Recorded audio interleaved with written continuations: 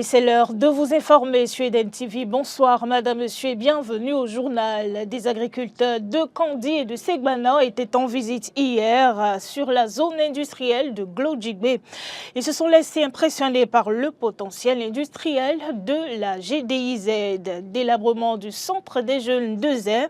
Le maire de la commune rassure au micro d'Eden TV que des dispositions sont prises pour solutionner le problème. Et puis, selon la BCAO, le franc CFA s'est renforcé de 143,7% depuis mars dernier par rapport aux monnaies des autres pays de l'Afrique de l'Ouest. La situation est évidemment plus ou moins mal vécue par les autres pays du continent africain.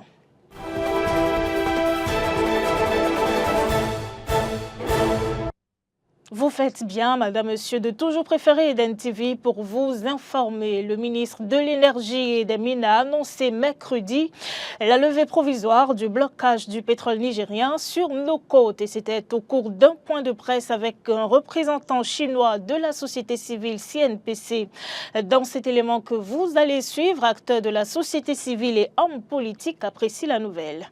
Après plus d'une semaine de blocage du chargement du pétrole nigérien sur nos côtes, le gouvernement béninois autorise enfin l'embarquement du pétrole nigérien et ce de façon provisoire. L'information a été donnée à la presse par le ministre Samou Seydou Adambi en charge de l'énergie et des mines. Pour Nestor Avonomadegbe, acteurs de la société civile, les présidents nigériens et béninois doivent prendre conscience de la souffrance de leur peuple. Le chef de l'État béninois est à l'écoute de son peuple et a agi de la même façon. Il faut que le président nigérien prenne conscience de la souffrance de son peuple. Je voudrais inviter très respectueusement les présidents de l'Afrique, parce que quand on parle d'AES, quand on parle de la CEDEAO, c'est toujours l'Afrique, d'oublier ces vestes de CEDEAO, d'AES, pour s'asseoir autour d'une même table pour que les activités reprennent normalement. Personne ne viendra nous diviser en Afrique. Si les gens ont les intentions, si ils ne veulent pas aller trop loin, vous savez que dans tout pays, il y a mouvance, il y a opposition. Personne ne va jouer au sous-marin parce qu'il y a les intérêts généraux des peuples qu'on doit toujours voir. Donc, que les haches de guerre s'enterrent d'un côté ou de l'autre pour que tout puisse évoluer très bien. Pour Dr Dosugimi Tokpe du Parti Les Démocrates, c'est un sentiment de soulagement après la levée provisoire du blocus. Lorsque le gouvernement du Bénin décide de lever provisoirement le blocus sur l'enlèvement du pétrole nigérien, pour nous, c'est une bonne nouvelle. Et pour tous nos compatriotes, c'est une bonne nouvelle. Parce que la situation qui perdure aujourd'hui entre les deux pays n'honore aucun des deux pays. Et c'est pour cela que le Parti Les Démocrates a pris le devant de la situation en annonçant, premièrement, la désescalade. Que les deux parties se parlent et que les gouvernants puissent comprendre que quand des éléphants se battent, ce sont les zèbres qui souffrent.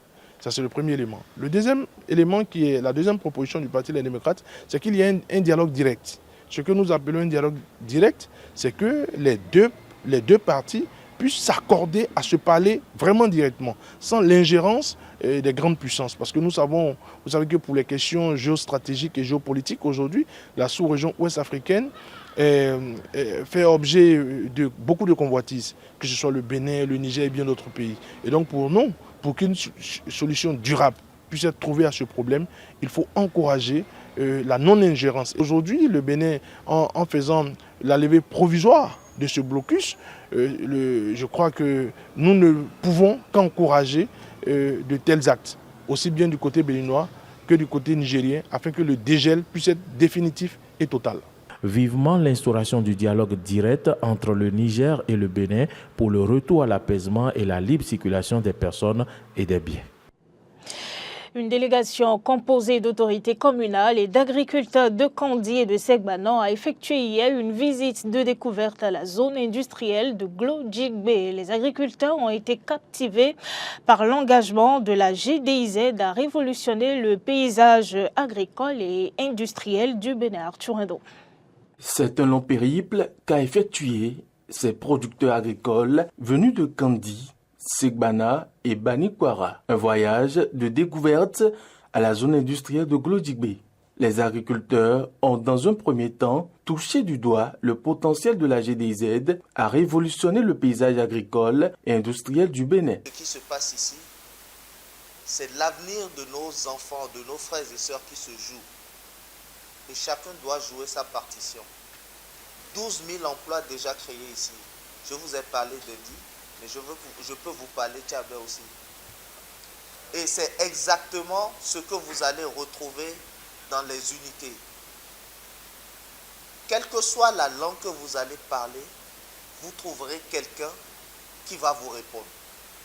Ce sont nos sœurs, ce sont nos frères, ce sont vos enfants qui travaillent ici et à qui nous voulons réserver un meilleur avenir. Ensuite, ces agriculteurs ont eu droit à l'exposition des efforts consentis par la Chambre nationale d'agriculture du Bénin. Ces derniers mois, nous avons vu la création des sociétés pour aménager nos sols, des sociétés pour nous fournir des semences de qualité qui vont nous donner de hauts rendements. Les producteurs apprécient la visite, expriment leur plus grande fierté. En réalité, après avoir visité tout ce que moi j'ai constaté ici, tout ce que j'ai vu de mes yeux, je vois que c'est quelque chose d'extraordinaire. C'est une bonne initiative que le gouvernement a prise. Nous avons visité des usines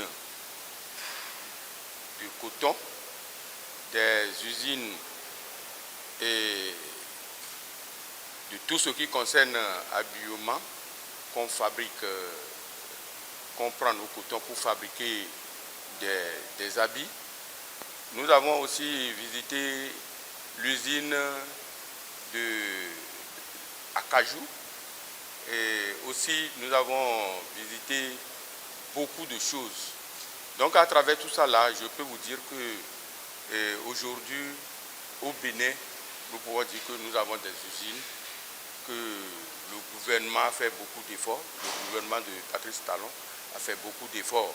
La concrétisation de ce projet est l'œuvre d'un homme de vision, le président Patrice Talon, qui a su oser à travers la création de cette zone. Tout comme les producteurs, certains mets apprécient également.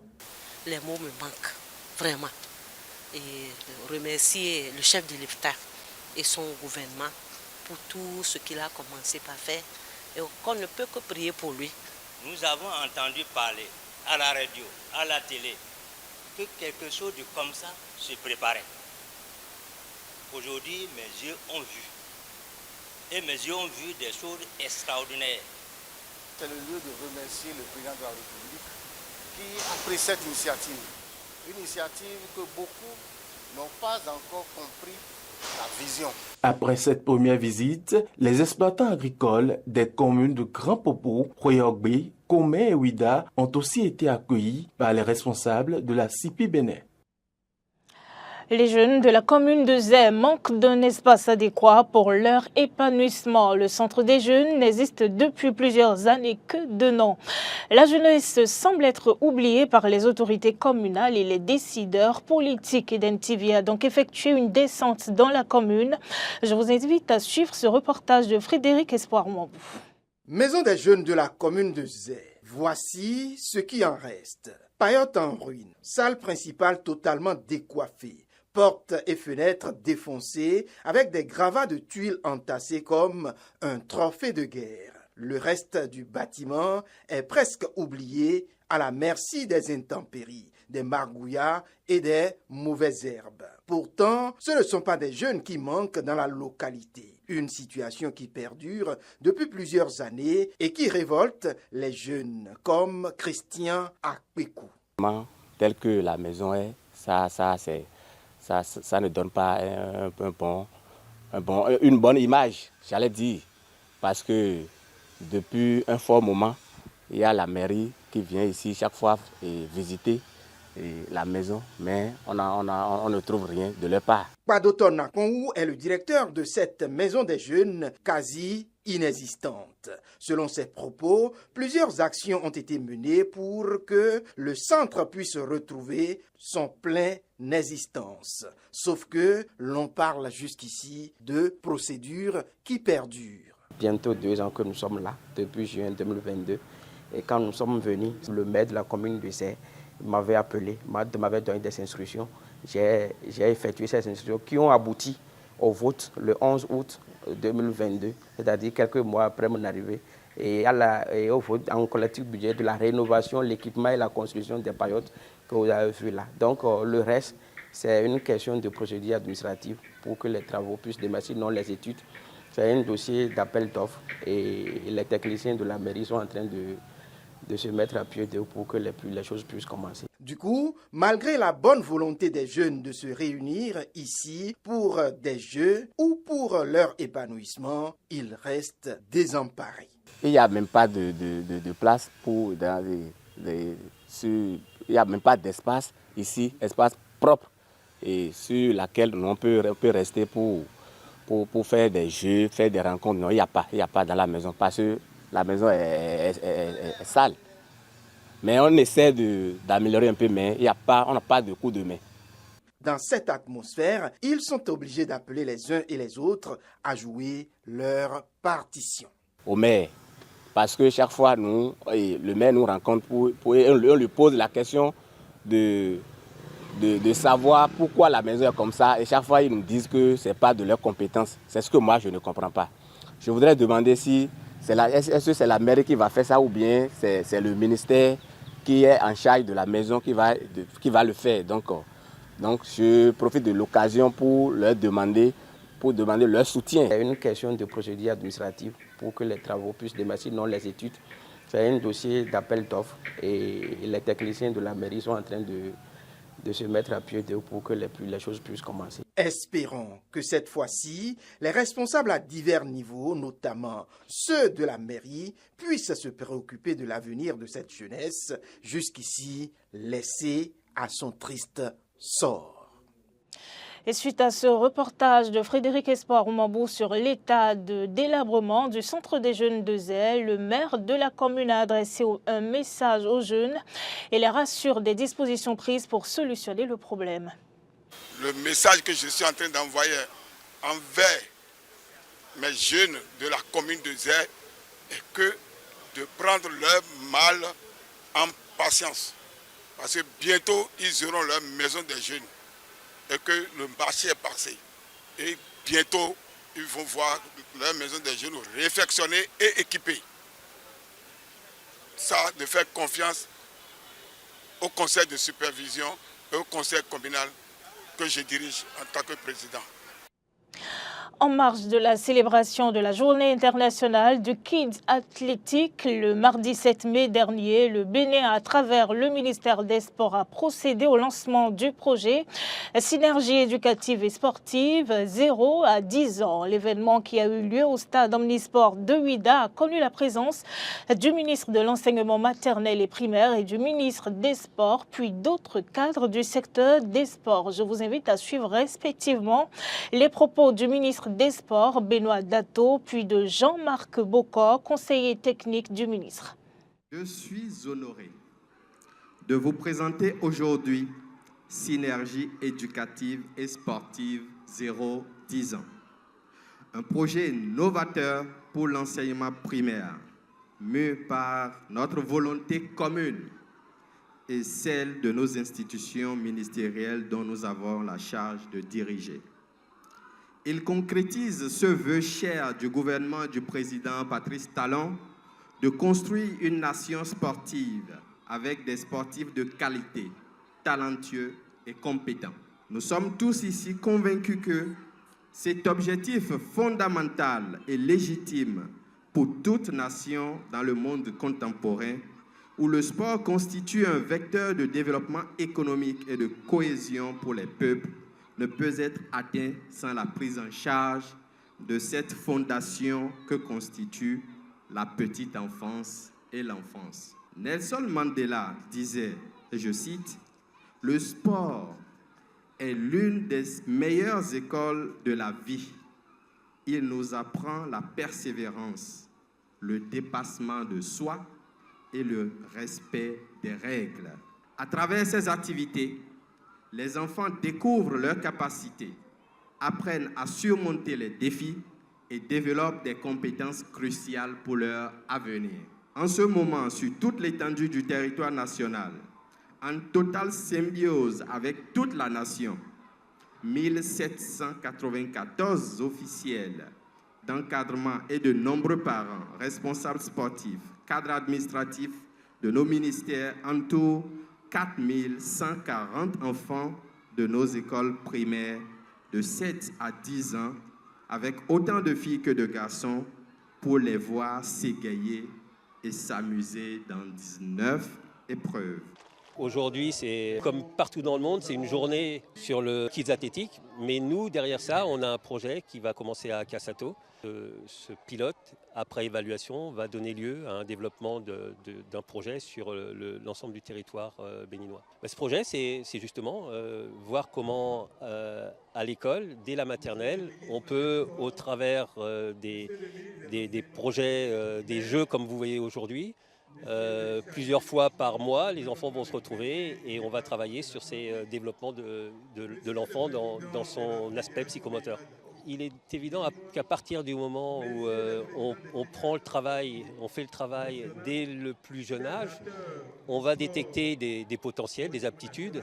Et surtout, quand ces enfants vont arriver à 12-13 ans, ils auront une bonne psychomotricité, seront beaucoup plus coordonnés, les exercices techniques seront beaucoup plus faciles à réaliser, donc on aura de meilleurs joueurs, pas seulement au niveau du foot, mais dans tous les sports. Il faut savoir que le développement psychomoteur permet aussi d'améliorer l'apprentissage de la lecture, de l'écriture, de savoir compter. Les neurosciences nous prouvent aujourd'hui que plus un enfant est bien coordonné et bien équilibré, a une bonne psychomotricité, et plus son apprentissage scolaire est facilité. En interactualité, les résultats définitifs de l'élection présidentielle au Tchad sont proclamés hier. Le général Mahamat Idriss Déby Itno remporte la victoire et est officiellement élu président de la République du Tchad avec 61% des voix contre 18,54% pour son rival Succès Masra. Vous l'annoncez en titre, selon les données de la Banque centrale des États de l'Afrique de l'Ouest, le franc CFA est apprécié à 143,7% depuis mars dernier par rapport aux monnaies des autres pays de l'Afrique de l'Ouest. C'est une appréciation qui plombe quelque peu la diversification des monnaies sur le continent. Reportage. Effectivement, le franc CFA se renforce, mais que ses détracteurs se rassurent. Ce n'est pas parce que la monnaie brille par ses performances. Il y a une autre explication, mais il y a 2 points à souligner. D'abord, c'est une monnaie, quand même, on ne le dit pas assez, qui est mondialement très peu connue, alors qu'elle mériterait de l'être, puisque c'est une monnaie qui est utilisée dans plus d'une dizaine de pays, que ce soit dans la zone UEMOA, c'est-à-dire la zone monétaire ouest-africaine, que la zone CEMAC, la zone monétaire d'Afrique centrale. En plus, le billet est fabriqué ici en France. Et si vous demandez d'ailleurs à des Français s'ils connaissent la monnaie franc CFA, la plupart d'entre eux vous répondront non. Il y a un autre point plus important, plus significatif, c'est qu'aucune des grandes puissances économiques africaines n'utilise aujourd'hui le franc CFA, que ce soit l'Égypte, l'Algérie, l'Afrique du Sud, le Nigeria ou l'Éthiopie. Alors, que se passe-t-il? Eh bien, il y a un ensemble de pays, dont les pays que je viens de citer, qui connaissent des turbulences, qui sont confrontés à une forte inflation et qui voient leur monnaie fortement se déprécier face au dollar. On a environ 23 devises, près de 23 devises africaines aujourd'hui qui dévissent fortement face au dollar. dollars. Cela concerne notamment la livre égyptienne, le naira nigérian ou encore le cedi ghanéen. Alors face justement, compte tenu de la forte volatilité de ces devises, eh bien, le franc CFA affiche sa stabilité grâce justement à sa parité avec l'euro et de facto, eh bien, la monnaie franc CFA s'est donc fortement appréciée selon les dernières données de la BCAO, la Banque africaine des États d'Afrique de l'Ouest. Regardez. En variation annuelle, le franc CFA s'est apprécié de 143,7% par rapport aux monnaies des autres pays de l'Afrique de l'Ouest. En particulier, le franc CFA enregistre une hausse de 238,7% et 16,7% respectivement par rapport au naira et au cedi ghanéen. Alors l'embellie du franc CFA est telle qu'au Ghana, au Nigeria, on s'arrache les billets franc CFA. Cela s'explique par l'écœurement de la population, des opérateurs économiques, et cela joue en faveur du franc CFA. Mais attention, cela ne signifie pas que le franc CFA est en train de bouleverser les équilibres économiques régionaux. Il faut signaler que le Ghana et le Nigeria représentent à eux seuls 61% du PIB global dans la CEDEAO, au sein de la CEDEAO et dans la zone UEMOA. Ce qu'il faut retenir finalement, c'est que leur monnaie, elle chute fortement face au dollar, bien plus que le franc CFA qui bénéficie effectivement de cette convertibilité avec l'euro qui est garantie avec la France. Mais attention, le franc CFA aussi subit des chocs, tout comme l'euro. Madame, Monsieur, ce sera tout pour cette édition de journal. Je vous remercie de nous avoir suivis. Retrouvez-nous sur l'ensemble de nos plateformes digitales, Facebook, YouTube avec l'identifiant Beneden TV. Bon début de week-end. Prenez soin de vous. Bonsoir.